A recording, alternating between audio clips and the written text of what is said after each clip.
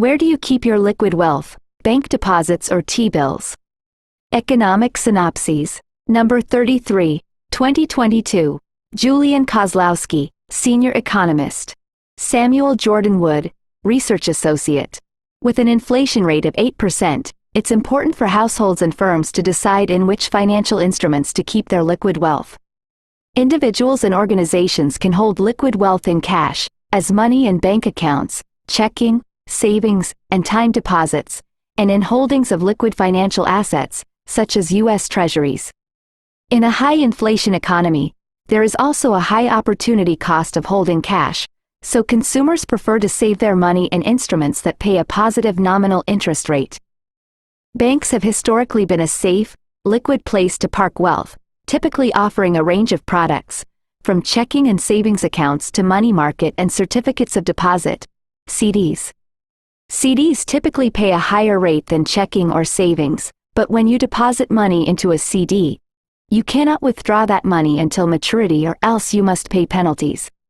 CDs are often available at 3, 6, and 12-month maturities.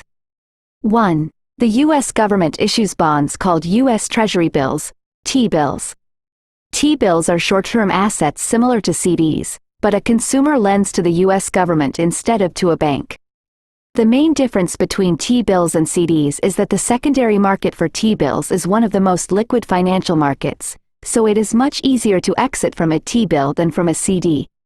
With low interest rates, there is very little difference between holding CDs and T-bills because they pay very similar interest rates. For example, in October 2021, the 12-month CD rate was 0.12%, while the 12-month T-bill rate was 0.1%. In the past 6 months, however, interest rates have increased very quickly. Today, the effective federal funds rate is 3.78%, while in October 2021 it was 0.08%. The speed of these increases has taken the economy from a market where rates on bank deposits and T-bills were almost indistinguishable to one in which they are vastly different. The figure compares the interest rates of CDs and T-bills at 3, 6, and 12-month maturities. During the COVID-19 pandemic, the Federal Open Market Committee, FOMC, maintained the federal funds target rate, resulting in an effective rate around 8 basis points, or 0.08%. Many market options for saving money were also at low rates. From April 2020 until December 2021, all 3 maturities of CDs and T-bills paid less than 0.3%. At the beginning of 2022, the rates that T-bills paid began to lift off. Around this time, inflation was high and the FOMC was signaling that the federal funds rate needed to rise. In March, when the FOMC first raised the target range for the federal funds rate by 0.25%, the 12-month T-bill rate was already 1.27%. Meanwhile, the 12-month CD rate that banks paid remained at 0.12%. As in previous work, we define the deposit spread as the difference between the federal funds rate and the deposit rate, in this case for CDs. 2. The figure shows that over the past 6 months, the deposit spread rose from near 0 to more than 3%.